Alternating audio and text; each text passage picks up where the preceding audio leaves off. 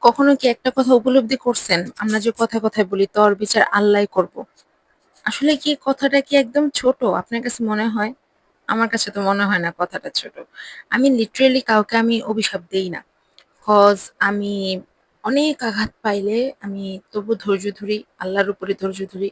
But যখন আমি বেশি আঘাত পাই, তখন আমি আল্লাহর কাছে বিচার দেই যে, "আল্লাহ তুমি ওর বিচারটা কইরো।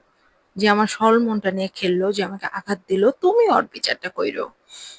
আমার বিচার করার মালিক একমাত্র আল্লাহ। আমি আল্লাহর কাছে বিচার দিয়ে রাখি। তো কেউ কারো হক মাইরা আজ পর্যন্ত খাইতে পারে নাই, কেউ কারো রিজিক মাইরা খাইতে পারে নাই। আরেকটা কথা কি জানেন?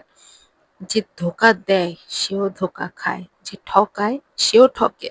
তো আমাকে যে ঠকাইয়া একদম আমার সাথে বিশ্বাসঘাতকতা করে চিট কইরা কি একদম খুশি হয়ে থাকতে পারবো কেউ? আপনার সাথে যে চিট করছে সে কি খুশি থাকতে পারবো? আপনার মনে হয় আল্লাহ রাখবে? কক্ষনোই রাখবে না, কক্ষনোই না। আপনার বিচার আপনি দুনিয়াতে পাবেন। দুনিয়াতে না পেলে আখিরাতে 100% পাবেন। সো এমন কোনো কাজ কইরেন না যেখানে একটা মানুষ আল্লাহর কাছে এভাবে বিচার দেয় যে তোর বিচার আল্লাহই করব। আমি তো ভাই বিচার দিয়ে রাখছি। আমার সাথে যারা অন্যায় করতেছে, করছে, তোর বিচার আল্লাহই করব।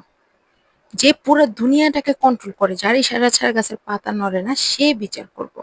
একটু ভাইবা দেখেন তো কথাটা কতটা গভীর, আর আমরা এটাকে কেয়ারই করি না। তো এমন কোনো কাজ কইরেন না যেখানে একটা মানুষ আপনাকে এত বড় একটা অভিশাপ দিতে পারে। আপনার বিচার আল্লাহই করে দিব। So be careful. এমন নিচু হইয়েন না, এতটাও নিচু হইয়েন না যেখানে মানুষ আপনার জন্য জায়েনামাজে আপনার নামে অভিশাপ করে। আল্লাহ তুমি ওর বিচার কইরো। Be careful.